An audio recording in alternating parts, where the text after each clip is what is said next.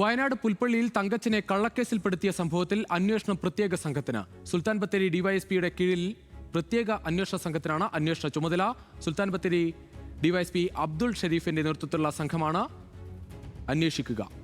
തങ്കച്ചന്റെ വീട്ടിലെത്തി സംഘം മൊഴിയെടുത്തു.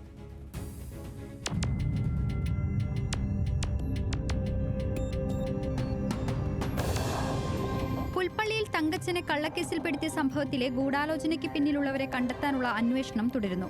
സുൽത്താൻ ബത്തേരി ഡിവൈഎസ്പിയുടെ കീഴിലുള്ള പ്രത്യേക അന്വേഷണ സംഘമാണ് കേസ് അന്വേഷിക്കുന്നത്.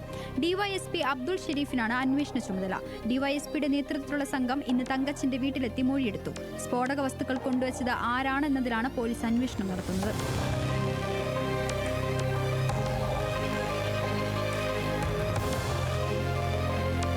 രണ്ടാഴ്ച മുൻപാണ് വീട്ടിലെ കാർപോർച്ചിൽ നിന്ന് മദ്യവും സ്ഫോടക വസ്തുക്കളും പിടിച്ചെടുത്തതിനെ തുടർന്ന് പുൽപ്പള്ളി സ്വദേശി തങ്കച്ചനെ പോലീസ് അറസ്റ്റ് ചെയ്യുന്നത്. പിന്നീട് കർണാടകയിൽ നിന്ന് മദ്യമെത്തിച്ച പ്രസാദിനെ പോലീസ് പിടികൂടിയതോടെയാണ് 17ാം ദിവസം തങ്കച്ചൻ ജയിൽ മോചിതനാകുന്നത്. പിടിയിലായ പ്രസാദിന്റെ മൊഴി കേന്ദ്രീകരിച്ചാണ് ഇപ്പോൾ അന്വേഷണം പുരോഗമിക്കുന്നത്. CCTVകളും ഫോൺ രേഖകളും പോലീസ് പരിശോധിക്കുന്നുണ്ട്. കോൺഗ്രസിലെ ഗ്രൂപ്പ് പോരിനെ തുടർന്നാണ് തന്നെ കള്ളക്കേസിൽപ്പെടുത്താൻ ശ്രമം നടത്തിയെന്നായിരുന്നു തങ്കച്ചന്റെ ആരോപണം. സംഭവത്തിൽ KPCCയും അന്വേഷണം ആരംഭിച്ചിട്ടുണ്ട്. ന്യൂസ് മലയാളം, വയനാട്.